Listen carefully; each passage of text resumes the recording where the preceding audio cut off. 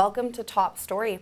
Today's guest, Amanda Jabbour, is here to shed a little bit of light on sex workers' rights and the lack of safe spaces available here in Sault Ste. Marie, and how decriminalization could contribute to a more inclusive and safer culture for sex workers.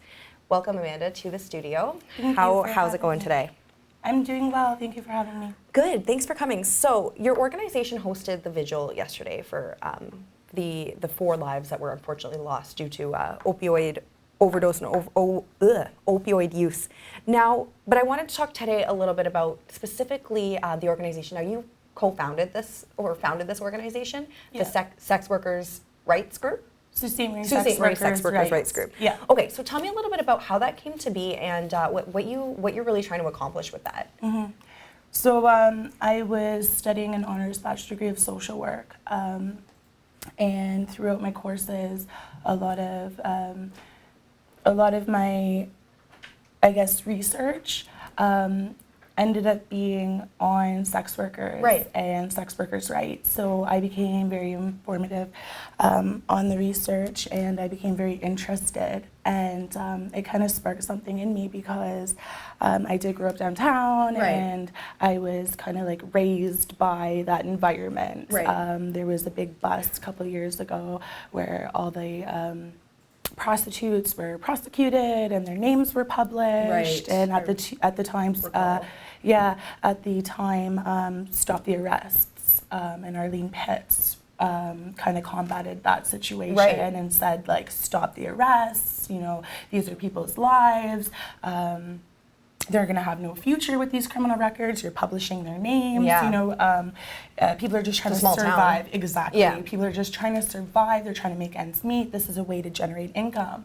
And so I kind of just did a lot of my research in university and a lot of my papers on sex worker law reform and how we can kind of change legislation to decriminalize all aspects of sex work. And so with that being said, I just started Sault Ste. Marie Sex Workers' Rights in 2016, and I went from there, and it's been great. Like, you know, now we have a couple of administrators. We have Brooke Adams as well, who's on board, you know, kind of helps get things together, and we really, really, really want a safe space dedicated for sex workers. I wanted to ask you a little bit about that, because you mentioned yesterday that Sudbury has this. Now, can you share a little bit, because I honestly don't know, a little bit about what that safe space would entail, and what does Sudbury have that we need? So Sudbury has Sudbury Swans, which is a sex worker safe space kind of run by sex workers, ex-sex workers, allies of sex workers. So it's kind of led by sex workers, and what they offer is, you know, a safe space. So they have a space, I guess, that they rent out. It has a big sign that says Sudbury Swans, all sex workers welcome, and they have things like, you know, free food days, information, bad date lines. So kind of like a resource center almost. Absolutely, 100%, but specifically for those needs. Sex workers and those needs, absolutely. And that, I mean, something based, because I was doing some reading on this, and because it's really interesting topic, because I feel like, and correct me if I'm wrong, but it kind of trickles down, like when you are criminalizing sex workers and then they're feeling repressed, then they're not going to seek maybe the help that they need if they're abused, or if they catch an STD or something like that. And then now you're making them afraid of healthcare and it just kind of trickles down into all these other problems, right? And there's so much stigma attached to sex work. It's so much stigma, so much marginalization, you know, like, let's keep them underground, let's, you know, and so that actually harms us rather than does us any good.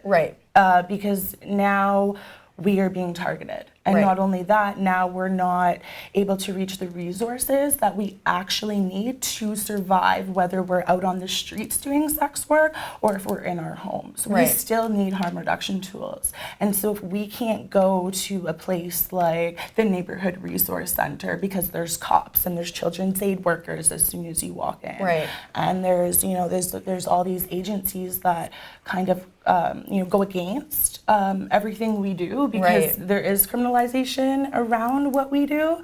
It makes us a little bit scared to go into these places and ask for the services we need. I mean, as simple as asking for condoms to keep our sex work safe is a huge issue. And it shouldn't be. We should be able to walk into an agency or a safe space that's sex worker inclusive and ask for the tools that we need to survive and do the jobs we need to do. Absolutely. Now, so when we talk about sex workers' rights, obviously, there's a lot of work that needs to be done, but are there any, do sex workers have any rights in whether, I don't know even if it'd be in the criminal code, or is there anything in place in terms of protection, like if they're assaulted or? Bill C-36, is legislation that kind of governs sex work. And so I'm going to give you an example. Okay. If there's a can of Pepsi, so this is the prostitute, it can be on the shelf, okay? But it can only be on the shelf. Right. Nobody's allowed to purchase that can of Pepsi or they go to jail. So our clients go to jail. We're not allowed to publicize or market. Advertise, market that can of Pepsi, or else now it's criminalized on us. So it's a catch-22. Right. You know what I mean? Exist, so yes, but if something happens to me while I'm doing sex work, or any sex workers, we can call the police. But now it's a risk that all of our clients are going to go to jail. Now there's going to be more policing. Now, we're not going to meet our financial needs that we need to meet because we don't have clients, because we just, called the police on one of them because they harmed us. Like, it's a catch-22. And so that whole legislation needs to be changed. And then there's also, and again, correct me if I'm wrong, but that chance that people won't take seriously the allegations that a sex worker brings forward. Oh, well, they're a sex worker. Or they're asking for it. They put themselves out there. That's their line of work. You know, what did they expect? Right. They're all on drugs anyways. They're all, all their kids are in Children's Aid Society anyways. They're all disease infested anyways, so who cares about their life? Well, you know what? I care. Brooke Adams cares. The Sex Worker Coalition of Canada and in law reform, they care. The peers support program in Vancouver cares. Maggie's in Toronto cares. So there are organizations. Sudbury Swans cares. Right. We care. And so Sault Ste. Marie as a whole does not care. But there is a community, a subculture who does care and who will push forward with legislation change, policy change, community support, things like that. So what is your call to action? What does our community, what can the average person do to be an ally or to, help at least to destigmatize sex work? So we're talking, legislation. Obviously, these are the big changes that need to happen. Those are big, and they're serious. macro changes. Right. Yeah. But on a small local level, what can the normal person do? Educate yourself. Read a book. Just educate yourself. I don't mean apply to college and take a social service course or a social work course or a psychology course or an addictions course. But what I'm saying is educate yourself. Open your eyes. Talk to a sex worker. You know what I mean? The downtown core wants to write reports or call the media to write, media or press releases on how prostitutes are affecting their community negatively. Right. Have they even talked to one of those sex workers? Why don't you bring them a coffee and have a talk with them? Ask them how they're doing. Yeah. Ask them, how come you're out here? Is there anything I can do for you? Are you safe? Do you need condoms? Just simple as educating yourself and being open-minded and ending the stigma and not being so ignorant. Yeah. I find a lot of ignorant people who are very, they're critics. Closed-minded. Very closed-minded. They're critics. They're just repulsive, to be quite honest. Absolutely repulsive. And so in terms of,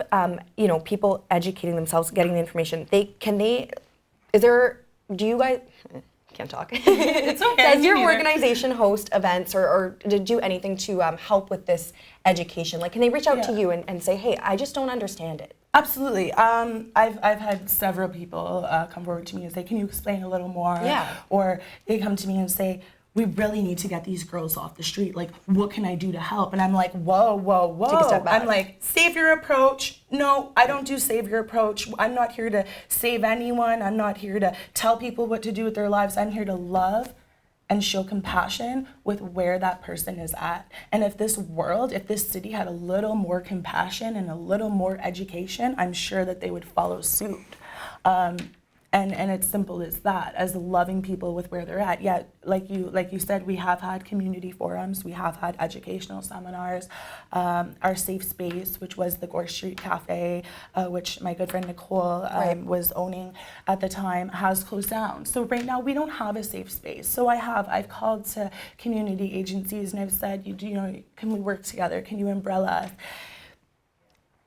A lot of agencies here are a little conservative. Right. They have policies that govern them and what the workers are allowed to do, which is totally understandable, but at the same time, they need to be moving forward, being more accepting, maybe tweaking those policies a little bit. Management needs to do a little more. Frontline workers need to say, no, I'm not delivering this crap. Right.